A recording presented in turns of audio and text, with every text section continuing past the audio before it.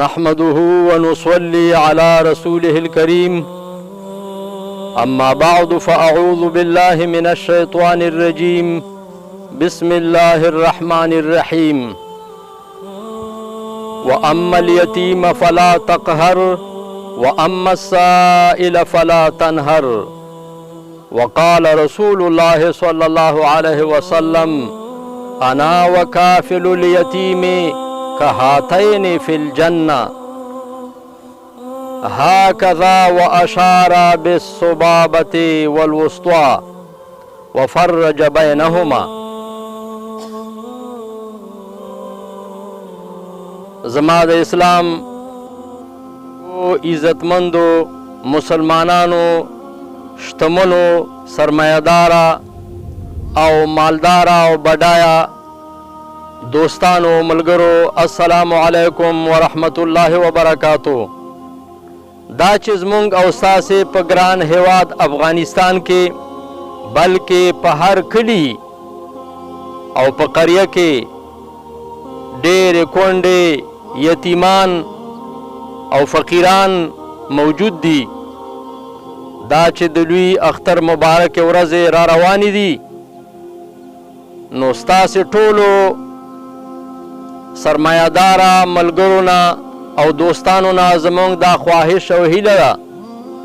چې د الله سبحانه وتعالی د دغو مبارکو آیاتونو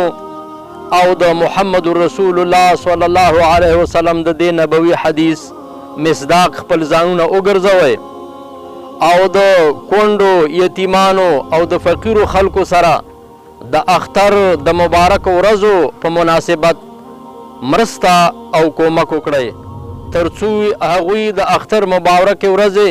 په خوشحالۍ سره تېرې کړي. هغه څه خوشحالي چې زمونږ او ستاسې دپاره په کار ده او زمونږ او ستاسې د بچو دپاره چې هغوی هم د دې نه برخمن شي. الله سبحانه وتعالی په دې مبارک آیاتون کې فرمایي فاما الیتیم فلا تقهر، هر چې یتیم دی په هغې باندې قهر او غصه مه کوه. واما السائل فلا تنهر، او الله فرمایي هر چې سوال کوونکی دی چې د خپل حاجت او ضرورت لپاره سوال کوي هغه رټمه. او محمد رسول الله صلی الله علیه وسلم دغه نبوي مبارک حدیث چې د سهل ابن سعد رضی الله عنه نه روایت دی، محمد رسول الله صلی الله علیه وسلم فرمایلی دي انا وکافل الیتیم فی الجنة هكذا واشار بالسبابة والوسطى وفرج بینهما. محمد رسول الله صلی الله علیه وسلم خپل امت هغه سرمایه‌دارو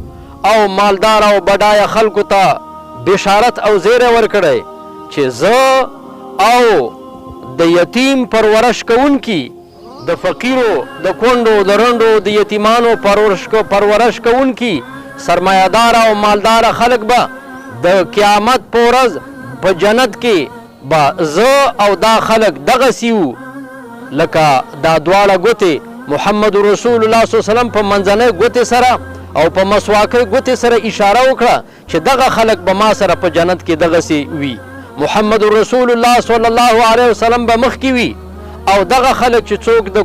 د رنډو یتیمانو پرورش کوي او په هغوی باندې رحم او شفقت کوي دا به د محمد رسول الله صلی الله علیه وسلم پسې ولاړ وي. مخکې به محمد رسول الله صلی الله علیه وسلم وي او وروسته به دوی وي. نو راځئ ملګرو دوستانو چې د دغو مبارکو ورځو په رارسېدلو سره د زړه کومې مرسته او کومک وکړئ او د خپل کور او د کلي یتیم کونډې رنډې دا خوشحاله کړئ. الله جل جلاله دې مونږ او تاسې د قرآن کریم او د محمد رسول الله صلی الله علیه وسلم د دې مبارک حدیث مصداق وګرځوي. تاسې خپلې مرستې او خپل کومکونه د المقدس خیریه بنسټ په پته باندې راولېږئ. آمنت بالله صدق الله العظیم. اشرح صدري قرآن املأ قلبي قرآن